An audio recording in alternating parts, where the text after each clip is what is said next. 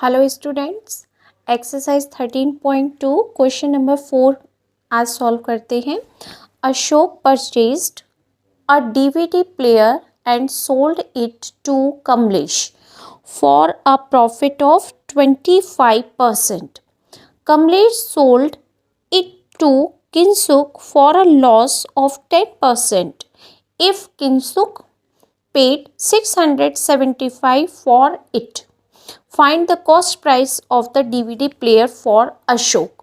Okay, यानी अशोक ने DVD player purchase किया एंड सोल्ड कर दिया किसको? कमलेश को। कितने में? 25% प्रॉफिट के साथ उसने कमलेश को ये सेल कर दिया।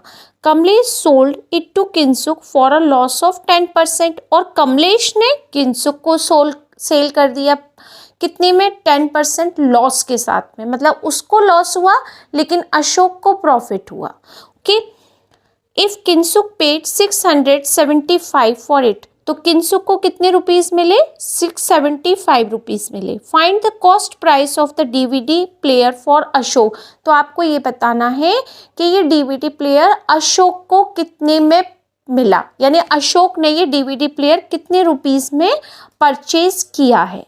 ओके, तो यहाँ हम लिखते हैं, सॉल्यूशन करते हैं इसका। कॉस्ट प्राइस ऑफ कमलेश,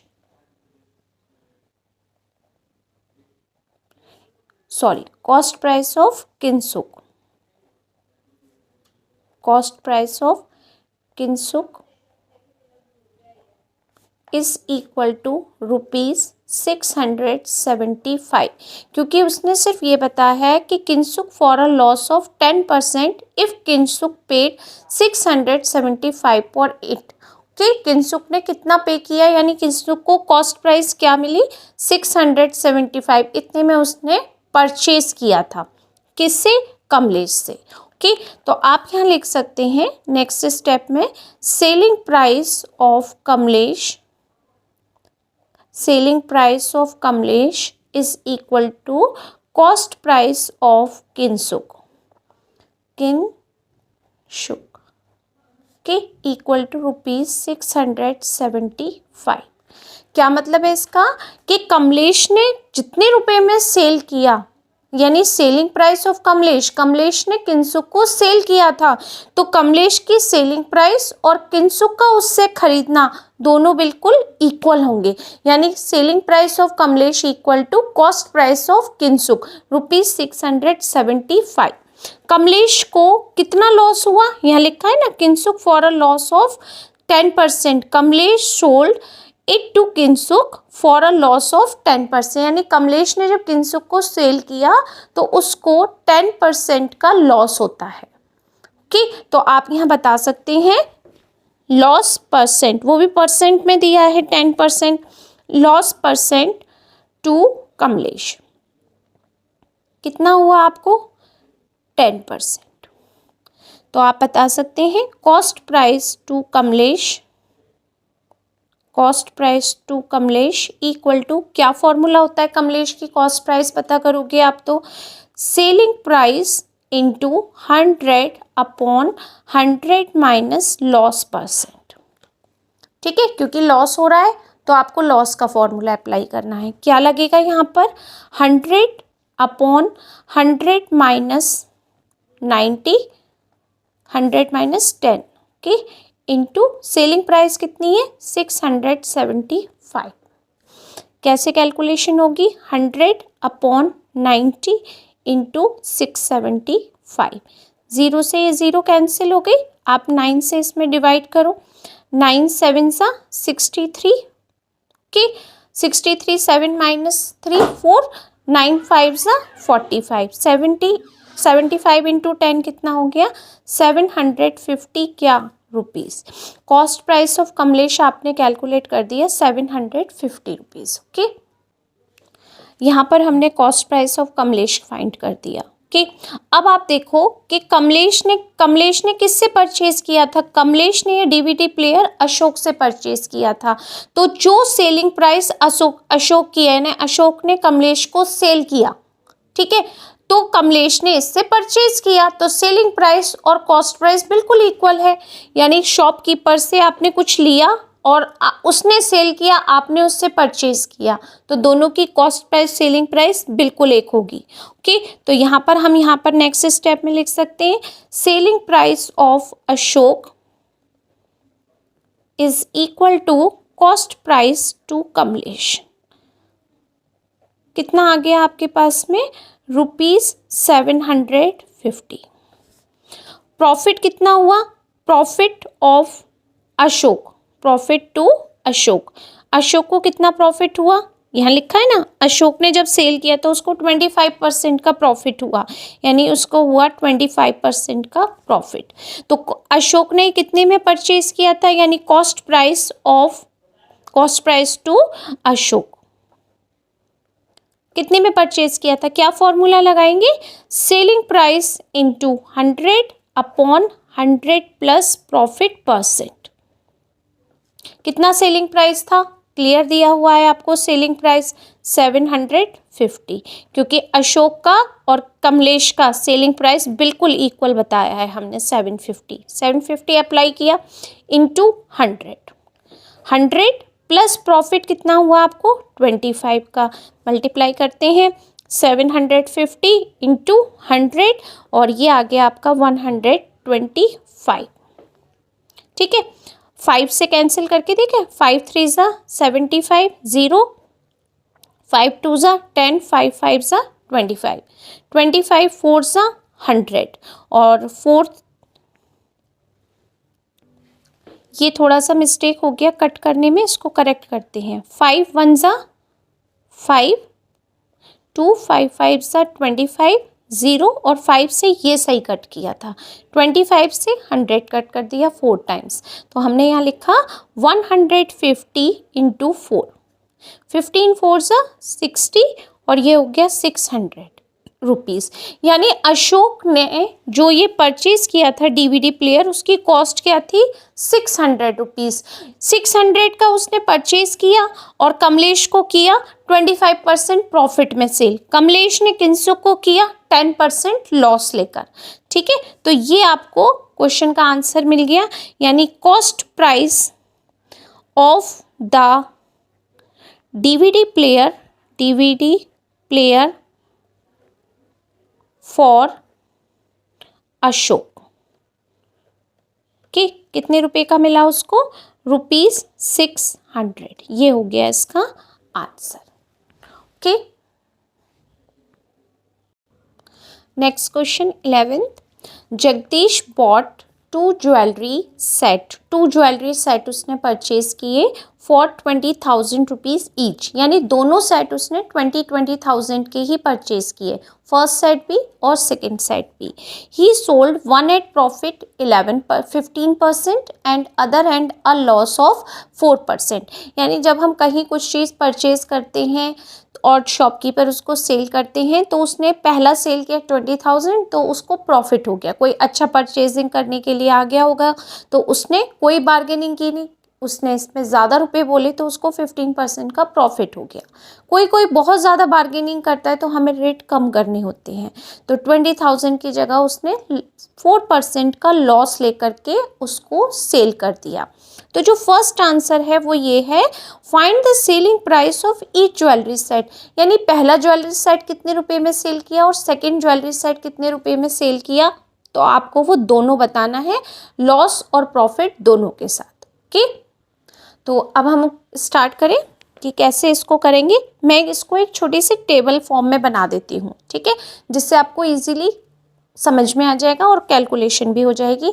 तो हम यहाँ लिख देते हैं ज्वेलरी सेट 1 की, ज्वेलरी सेट 1, और मैं यहाँ लिख देती हूँ ज्वेलरी सेट 2। ओके, 1 और 2 कर दिया हमने, इसको मैं ऐसे बना देती हूँ नंबर में। इसकी कॉस्ट प्राइस क्या थी, पहले ज्वेलरी सेट की कॉस्ट प्राइस थी ₹20,000, सेकंड की भी सेम ही थी कॉस्ट प्राइस ₹20,000। क्यों थी, क्योंकि क्वेश्चन में आपसे कहा है कि Jagdish bought 2 jewellery set for 20,000 each, यानी दोनों सेट की कॉस्ट प्राइस सेम थी। इस पर उसको प्रॉफिट हुआ कितना 15% का, और इस पर उसको लॉस परसेंट हुआ 4% का। सेलिंग प्राइस क्या थी? सेलिंग प्राइस का फॉर्मूला अप्लाई करते हैं। प्रॉफिट होता है तब आपके पास क्या होता है? लॉस होता है तब हमारा क्या फॉर्मूला होता है? ठीक है, तो सेलिंग प्राइस का फॉर्मूला है आपका cost price 100 plus profit percent upon 100। यहाँ लॉस है तो यहाँ पर फॉर्मूला चेंज हो जाएगा, cost price 100 minus loss percent upon 100। Okay, दोनों के हमने फॉर्मूले लगा दिए, एक पर प्रॉफिट हुआ था एक पर लॉस होता है, हमने दोनों की वैल्यू पुट कर दी। ओके, अब यहाँ हम पुट करते हैं वैल्यू। यहाँ हो गया 20,000, 100 प्लस प्रॉफिट परसेंट कितना है 15, तो 100 प्लस 15 कितना हो गया 115 इन अपॉन 100।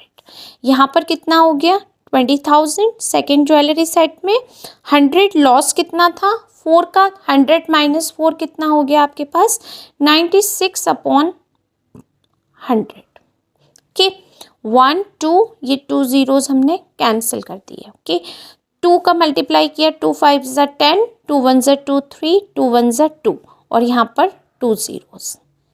ये हो गया आपका सेलिंग प्राइस। अब हम यहाँ करते हैं इसको कैलकुलेट, 1 2 1 2, 2 0 ये, 2 6 ज़ा 12, 2 9 ज़ा 18, और ये 19, 19200 रुपीज़ इसकी सेलिंग प्राइस थी, और इसकी 23,000। यानी जो पहला सेट था जिस पर प्रॉफिट हुआ वो सेल हुआ 23,000 रुपीज़ में, और जो सेकेंड सेट था जो हमने 20,000 में परचेज किया वो 19,200 रुपीज़ में सेल हुआ। पहला आंसर हो गया, यानी ये हमारा फर्स्ट सॉल्यूशन कंप्लीट। सेकेंड में उसने पूछा है फाइंड द टोटल प्रॉफिट और loss in the whole transaction. अब आपको ये बताना है कि इसमें पूरा प्रॉफिट हुआ आपको या लॉस हुआ, क्या हुआ वो तो हमें पता चलेगा कॉस्ट प्राइस और सेलिंग प्राइस से। तो हम क्या करेंगे, सबसे पहले जो दोनों की कॉस्ट प्राइस थी उसको ऐड करते हैं। तो टोटल कॉस्ट प्राइस क्या हो गई आपके पास, total cost price is equal to 20,000 में पहला सेट लिया था, सेकेंड सेट भी हमने 20,000 का ही लिया था, टोटल मिलाकर हो गया 40,000 रुपीज़, यानी दोनों सेट की जो कॉस्ट प्राइस थी वो 40,000 हो गई। अब हमने दोनों को सेल कितने में किया, टोटल सेलिंग प्राइस, पहला सेट हमने सेल किया 23,000 में प्लस 19200, हम इनको प्लस कर देते हैं, क्या आएगा 42,200 रुपीज़। यानी हमने जो कॉस्ट प्राइस थी वो देखी और फिर हमने सेलिंग प्राइस देखी, तो सेलिंग प्राइस कॉस्ट प्राइस से ज़्यादा है, इसका मतलब क्या हुआ, हमें प्रॉफिट हुआ। प्रॉफिट कब होता है, जितने में सामान परचेज करते हैं और उससे ज़्यादा में हम उसको सेल करते हैं। तो यहाँ पर क्या मिला हमें, प्रॉफिट। तो बी पार्ट के लिए total profit is equal to SP minus CP। तो SP कितना है आपके पास में 42200 माइनस 4 टाइम्स 0, कितना आ गया आपके पास 2200 रुपीज़। ओके, अब लास्ट पार्ट में उसने कहा है फाइंड द प्रॉफिट और लॉस परसेंटेज। अगर प्रॉफिट हुआ है तो परसेंट में निकालो, लॉस हुआ है तब भी परसेंटेज में बताओ। तो प्रॉफिट हुआ है हमें तो प्रॉफिट हुआ है ना, ये देखो प्रॉफिट को किस में बताना है, परसेंट में बताना है। तो प्रॉफिट परसेंट का क्या फॉर्मूला है आपके पास, profit percent is equal to profit upon cost price into 100। कितना प्रॉफिट हुआ आपको, यहाँ लिखा हुआ है 2200 का प्रॉफिट हुआ। कॉस्ट प्राइस क्या थी इसकी 40,000 रुपीज़ कॉस्ट प्राइस थी, तो हमने कॉस्ट प्राइस रख दी यहाँ पर और मल्टीप्लाई कर दिया 100 से, 1 2 1 2 1 2 1 2, इसका इसमें डिवाइड किया तो आपको क्या आंसर मिलता है 22/4, 4 5 ज़ा 20, 0.45 सा 20, यानी आपको कितना प्रॉफिट हुआ, आपको प्रॉफिट हुआ 5.5% का।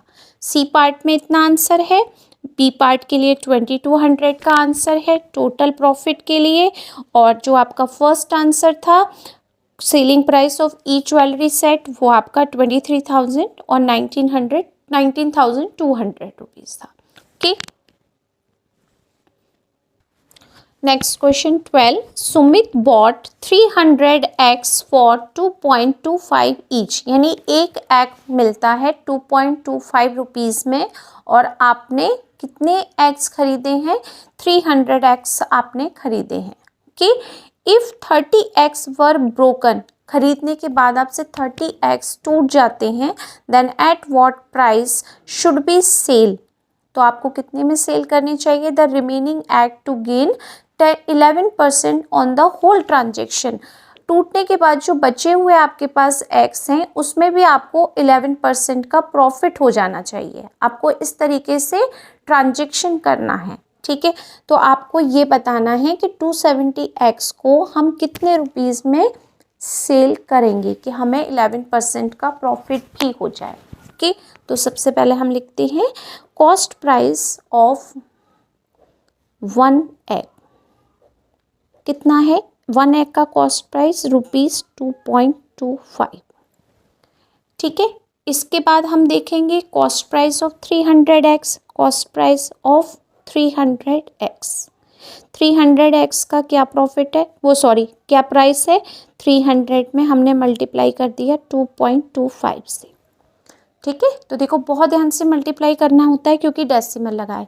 यहाँ से अगर मैं डेसिमल रिमूव करती हूँ, ठीक है, तो डिनोमिनेटर में क्या हम 100 का यूज़ कर सकते हैं, क्यों कर सकते हैं, क्योंकि यहाँ पर आपके पास डेसिमल के बाद 2 डिजिट है, तो हमने यहाँ पर 100 का यूज़ किया। ओके, 1 2 1 2 कैंसिल हो गया, आपके पास क्या बचा है यहाँ पर 3 × 2 2 5, आप इसमें इसका मल्टीप्लाई करेंगे तो क्या आएगा आपके पास ₹675, यानी अगर एक एग की कॉस्ट 2.25 रुपीज़ है, ठीक है, हमने 300 एग्स को परचेज किया, खरीदा, तो हमें कितने रुपए देने हुए उसको 675 रुपीज़ में हमने ये परचेज किए, ठीक है।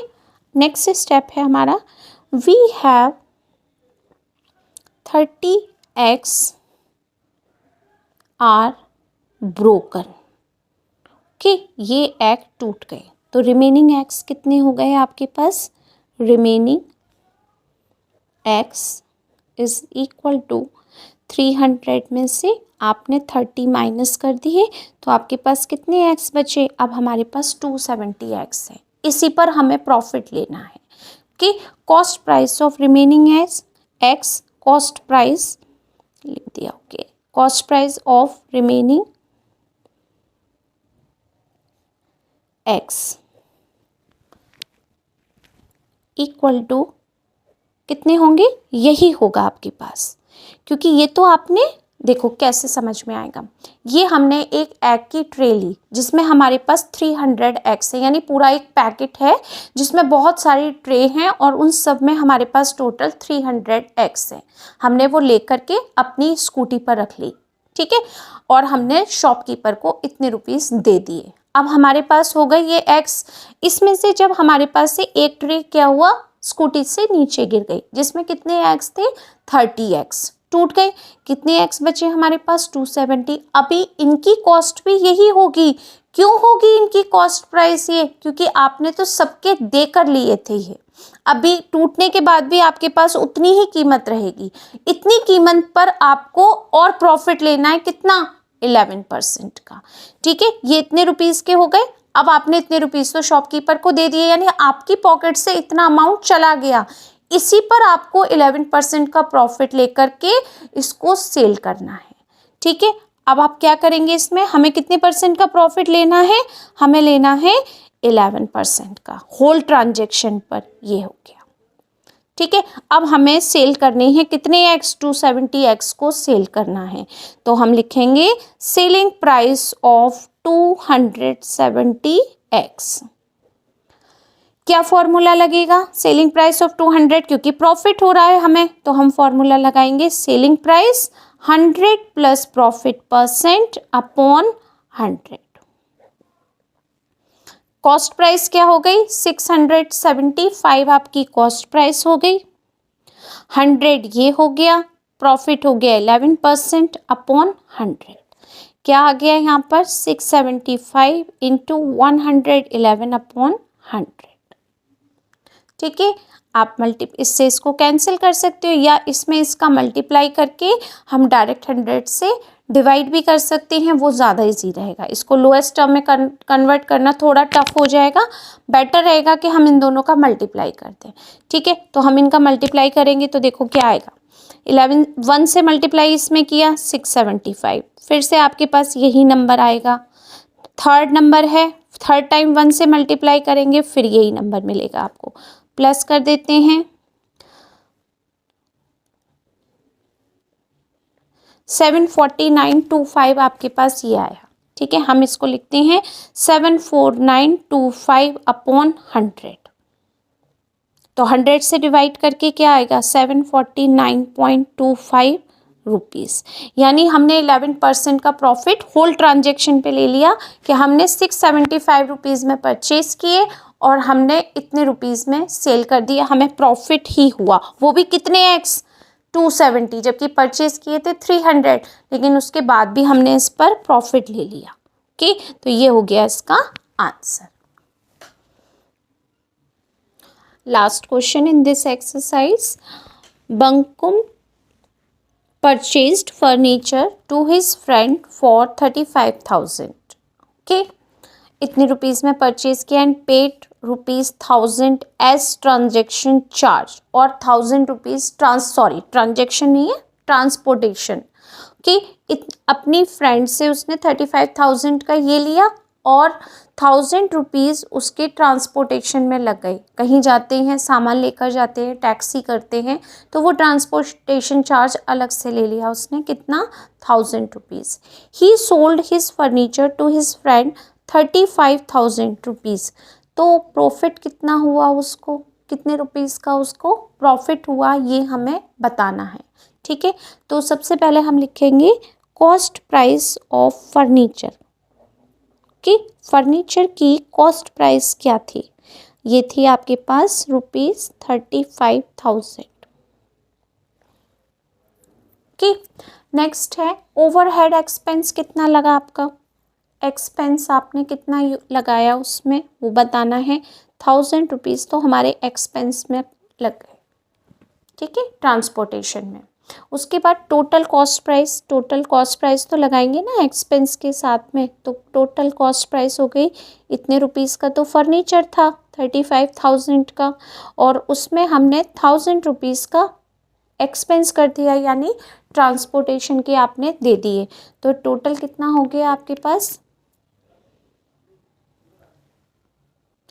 अभी जो हमने क्वेश्चन रीड किया था उसमें गलती से डिजिट मैंने यहाँ गलत लिख दी थी, 35,000 लिख दी थी, अब हमने करेक्ट कर दी है। ठीक है, थोड़ा मिस्टेक हो गया था, मैंने वापस रिपीट किया है, आप इसको अब ध्यान से समझ लेना।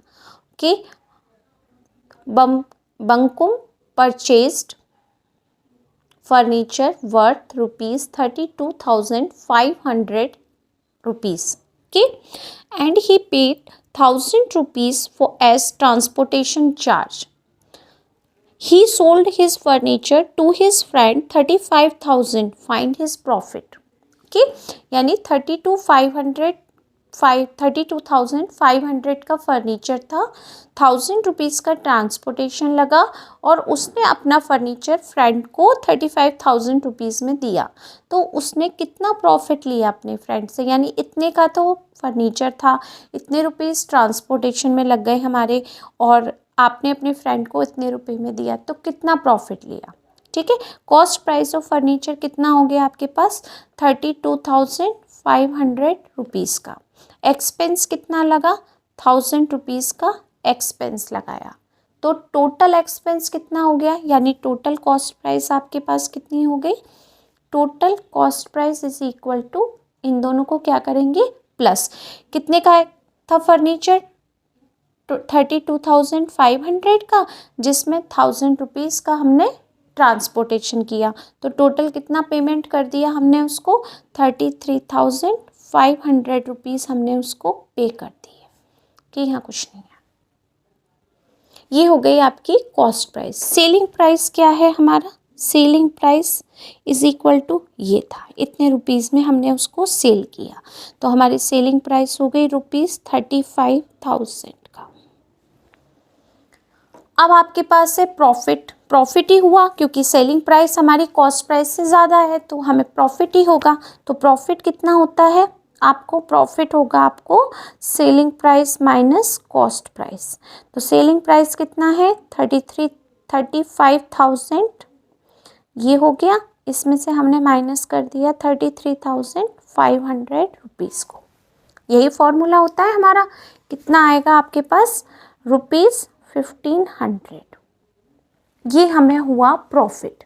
उसने कहा है प्रॉफिट का परसेंटेज में आपको आंसर देना है, प्रॉफिट परसेंट कितना हुआ, तो हम बताएंगे profit percent is equal to profit upon cost price into 100।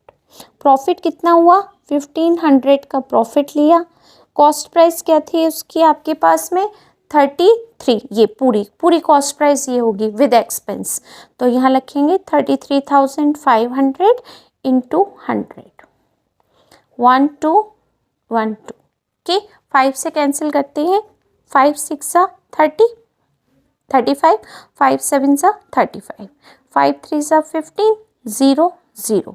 अब ये किसी से भी कैंसिल नहीं होगा, तो आपके पास आ गया 300/67।